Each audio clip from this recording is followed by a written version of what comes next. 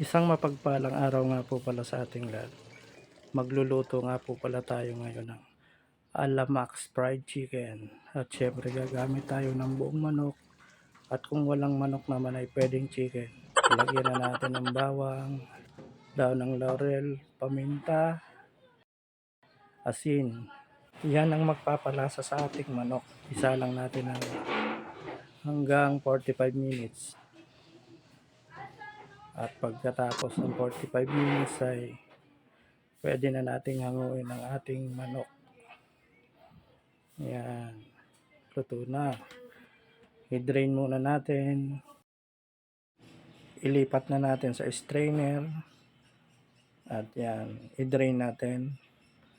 Pagkatapos i-drain, ilipat natin sa tray para malagyan natin ng toyo. At punasan natin ng toyo. Yan, hanggang sa mapunasan lahat.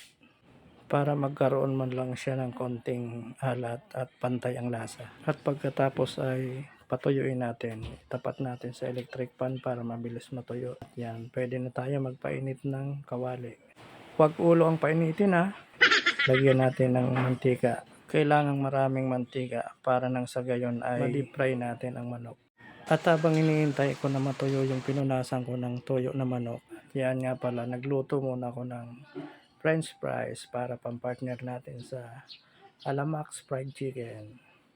At kahit hindi tayo nakakakain sa mga mamahaling restaurant, at least ay makain din natin yung hindi kasing lasa ay medyo kawig naman.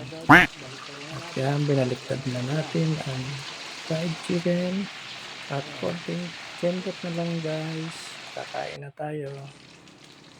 Hintayin na lang natin na maluto ng pantay ang ating Alamax fried chicken. Hintay lang tayo ng konting sandali at maluluto na rin naman yan. At pwede na tayong kumain guys. Dumating na yung inaantay natin. Hanguin na natin. Lalagay na ulit natin sa strainer at ilipat natin sa isang tray. At lagyan natin ng konting arte. Kahit hindi naman tayo maarte. Ayan. At yan, kain na. Tara mga idol, kain na tayo. Thank you for watching. Bye bye, God bless. Please like, follow, and share.